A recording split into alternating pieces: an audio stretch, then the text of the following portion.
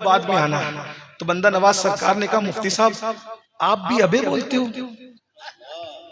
आप भी अबे बोलते हो? तो उन्होंने कहा हज़रत वो हिंदू था ना इसलिए मैंने, काफिर था इसलिए अबे बोला। तो बंदा नवाज फरमाते वो काफिर था ना, तुम तो मोमिन हो। सूफिया के यहाँ मखलूक खुदा को अबे कहना भी जरा कोई नाजायज वो हराम नहीं है। जिनके रुतबे हैं सिवा, उनको सिवा मुश्किल है। हमारे हुजूर सल्लल्लाहु अलैहि वसल्लम की अगर बातों का जिक्र करूं तो यहाँ बहुत बातें हों। ये आप तो माँ बहन तोलते हो, मेरे भाई आपकी क्या बात। गरीब नवाज कहते हैं जो किसी को गाली दे मोमिन को, मरते वक्त तो उसकी जबान पे कलेमा नहीं आएगा। आप तो बीवी को भी माँ बहन की, आप तो भाई को भी माँ बहन की गाली दे, तो आपकी बात नहीं कर रहा हूँ। लेकिन ये सूफिया का मसलक है, किसी काफिर को भी अबे। जब बंदा नवाज का ये आलम है तो गरीब नवाज की नुदरतों का आलम क्या होगा। और जब गरीब नवाज इतने बेमिसाल है तो रसूल आजम मुस्तफा जाने रहमत की जबान का आलम क्या होगा। हुजूर ने अपनी पूरी जिंदगी में सबसे गुस्से में जो बात की, हुजूर अलैहिस्सलाम ने अपनी पूरी जिंदगी में सबसे गुस्से में किसी से कोई बात की तो क्या कहा, तेरी नाक खाक आलूद हो।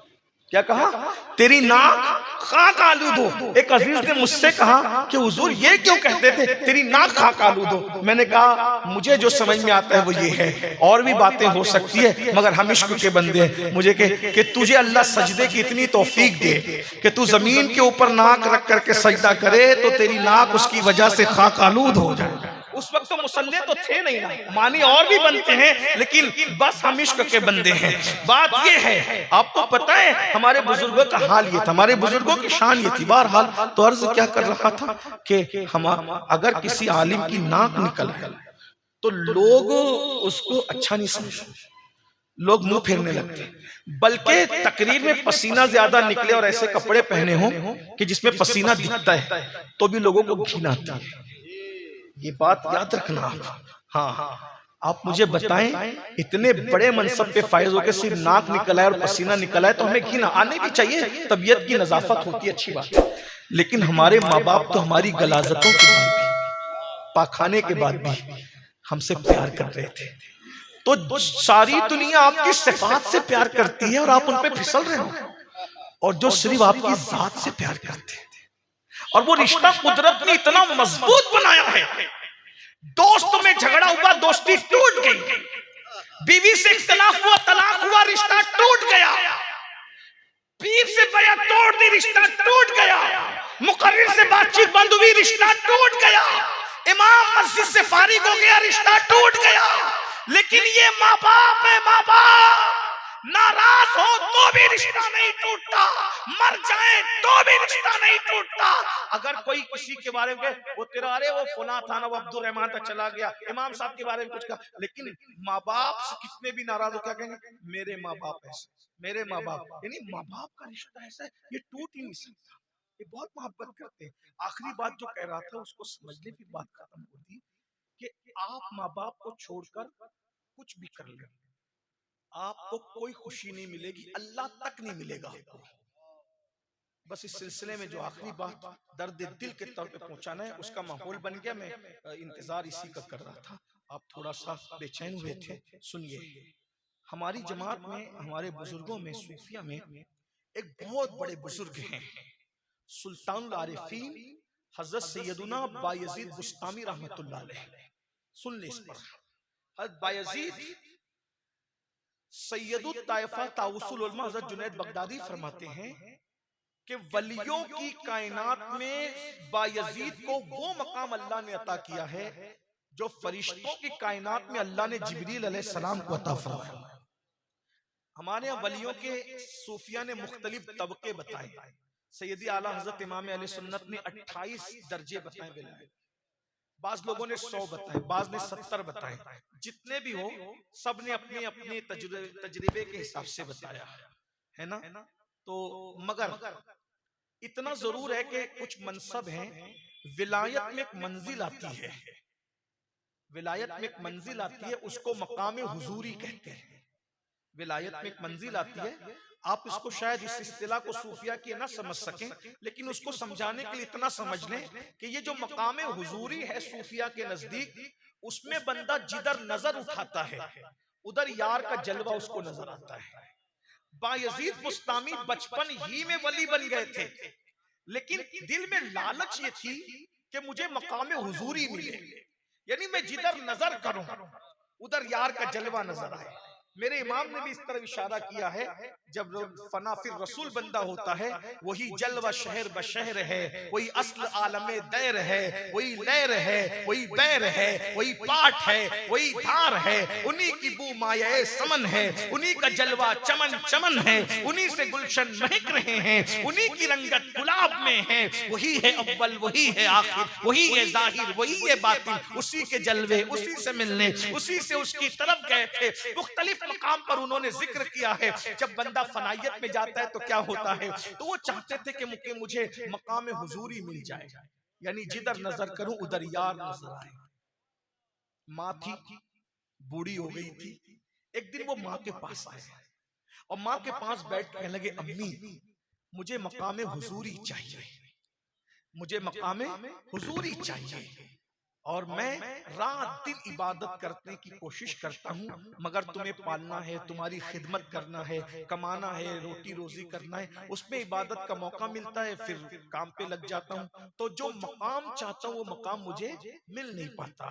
अगर माँ तुम इजाजत दो तो मैं जंगल में चला जाऊं, रात दिन अल्लाह अल्लाह करूं, इबादत करूं, तो मुझे मकाम हुजूरी मिल जाएगा। माँ का जवाब था, बेटा माँ तो औलाद की हर खुशी के लिए कुर्बानी देती है, अगर तुमको ऐसा लगता है कि मुझे छोड़कर तुम्हें अल्लाह मिल जाएगा, तुम्हें तरफ से इजाजत है, तुम चले जाओ।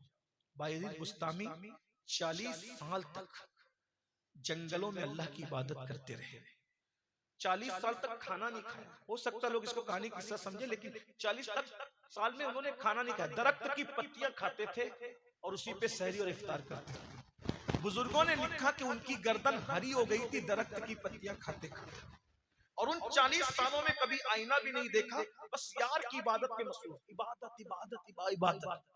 एक दिन एक जंगल से दूसरे जंगल जा रहे थे, भूले भटके उनको बस्ती नजर आई।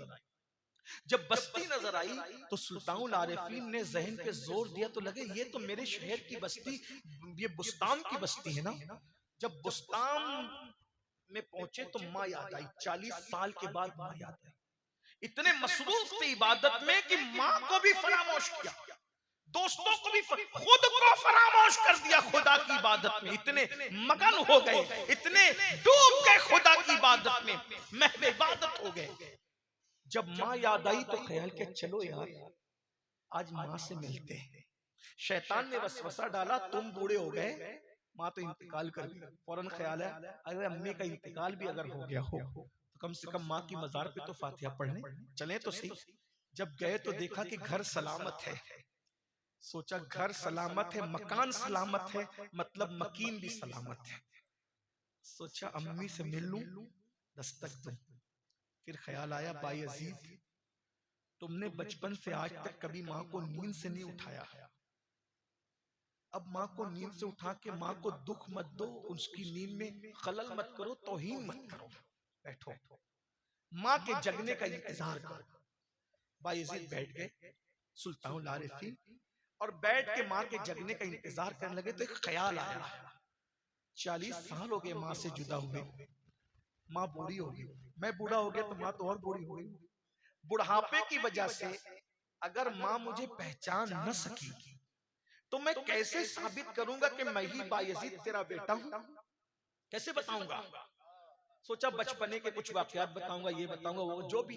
इसी तरद्दुद और मकमसे में माँ बेदार हुई। जब माँ के कदमों की आहट सुनी, बायजीद खड़े हुए और जैसे ही 40 साल पुराने अंदाज में घर के दरवाजे पे 2 हाथ मारे, अंदर से आवाज आई, एक भर्राई हुई आवाज, बायजीद तू आ गया, बायजीद तू आ गया। दरवाजा खोला, बायजीद की आंखों में आंसू थे टप टप। बायजीद तुम तो सोच रहे थे 40 साल के बाद माँ पहचानेगी कि नहीं पहचानेगी, तेरी माँ ने तो आज तक तेरे दस्तक के अंदाज को भी फरामोश नहीं किया बायजीद। माँ तो दस्तक का अंदाज भी जानती है। दरवाजा खुला, माँ को यकीन नहीं आ रहा था कि मेरा बेटा आ गया।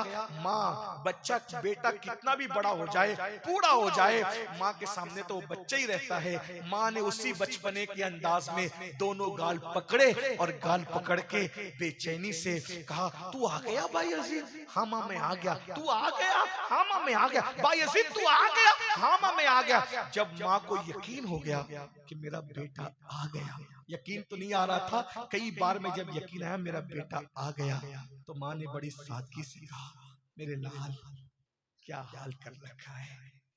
माँ खुदा की इबादत में ये मस्ती हो गई। माँ ने फौरन पूछा, जिस मकाम को पाने गए थे क्या वो मकाम मिल गया? मकाम हुजूरी पे फाइज हो गए आप? बायजीद ने कहा, नाकामी के जज्बे के मिले जुले लहजे में कहा, नहीं माँ, नहीं माँ, जो मकाम चाहता था वो मकाम नहीं मिला। नहीं मिला? नहीं मिला। कितने साल हुए? 40 साल में मैंने अनाज नहीं देखा, आईना नहीं देखा, रात दिन इबादत में रहा और अभी तक वो मकाम नहीं मिला। मैंने कहा 40 साल हो गए और ये मकाम तुम्हें नहीं मिला? नहीं माँ नहीं मिला, बस इतना सुनना था। माँ की ममता, अल्लाह अकबर, माँ की ममता जज्बे में आई और माँ की ममता के जज्बात, और माँ ने निगाह आसमान की तरफ उठाई। बेटे के गाल हाथों में है, बेटे का चेहरा हाथों में है, निगाह आसमान की तरफ है और आंखों में आंसू लेके कहती है, मौला मेरा बेटा तुझे पाने के लिए कितनी मेहनत कर रहा है, 40 साल जंगलों बियाबान में गुजारा है। मौला जो मकाम चाहता है वो मकाम अता कर दे। बस ये 2 जुमले निकलने थे। बायजीद कहते हैं, खुदा की इज्जत की कसम, सारे हिजाबात उठ गए और मकाम हुजूरी नसीब हो गया। बायजीद माँ के कदम पकड़ कर कहते हैं, मैं नादान था, खुदा को जंगलों में ढूंढ रहा था, मुझे क्या खबर खुदा जंगलों में नहीं, वो तो माँ की दुआओं से मिलता है, वो तो माँ की खिदमत से मिलता है। अल्लाह अकबर। 40 साल की इबादत जिस मकाम पर न ले गई, बायजीद को माँ के 2 जुमलों ने वो मकाम अता कर दिया। फिर बायजीद कहा करते थे, एक लम्हे के लिए भी यार का जलवा अगर नजरों से ओझल हो जाए तो मैं अपने आप पे कुफ्र का फतवा दे दूं। ये बड़ा मशहूर उनका कौल है। अल्लाह अकबर। ये माँ की, ये आज तुम भाग भगा के शादियां करके कहां कहां जा रहे हो, याद रखना, अगर दामन में खुशियां चाहते हो, नेमतें चाहते हो और कामयाबी चाहते हो तो अपने दामन में माँ बाप की दुआ समेटो। हजारों साल की मेहनतें वहां नहीं ले जा सकती जहां माँ बाप की दुआ। हुजूर अलैहिस्सलाम फरमाते हैं, जो रमजान शरीफ आए, मेहनत करके इबादत करके मगफिरत न करवा ले, अल्लाह की रहमत से दूर हो जाए। मेरे जिक्र के वक्त मुझ पे दुरूद न पड़े, अल्लाह की रहमत से दूर हो जाए। माँ बाप को पाके खिदमत करके जन्नती न हो जाए, अल्लाह की रहमत से दूर हो जाए।